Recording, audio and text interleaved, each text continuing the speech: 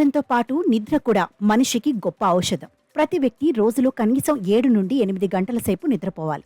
లేకపోతే అనేక ఆరోగ్య సమస్యలు తలెత్తుతాయి. అయితే చాలా మంది పడుకునేటప్పుడు తల కింద దిండు పెట్టుకుని పడుకుంటారు.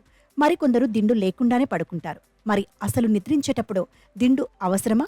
దిండు లేకుండా పడుకుంటే ఏం జరుగుతుంది అనేది చాలా ఇంపార్టెంట్ విషయం. ప్రతివారు దీన్ని చూసి తీరాలి. అసలు దిండు వల్ల లాభాలు ఇలా ఉన్నాయి.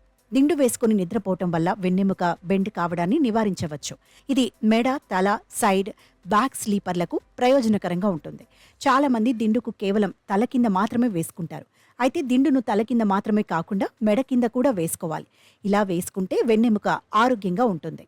అదేవిధంగా దిండు వాడటం వల్ల శరీరం పైభాగంలో ఒత్తిడి స్థానాలైన మెడ, భుజాలపై ఒత్తిడి తగ్గుతుంది. ఇలా ఒత్తిడి తగ్గటం వల్ల ఆయా స్థానాల్లో కంఫర్ట్గా ఉంటుంది. ఇది హాయిగా నిద్ర పట్టడానికి ఉపకరిస్తుంది. దిండు ఉపయోగించటం వల్ల తల సాధారణం కంటే కాస్త ఎత్తులో ఉంటుంది. ఇది శ్వాస నాళాలు తెరుచుకోవడానికి, శ్వాస వ్యవస్థ సమర్థవంతంగా సాగడానికి అనువుగా ఉంటుంది. నిద్రలో శ్వాసను మెరుగుపరుస్తుంది. శ్వాసలో ఎలాంటి ఆటంకాలు లేకుండా చేస్తుంది.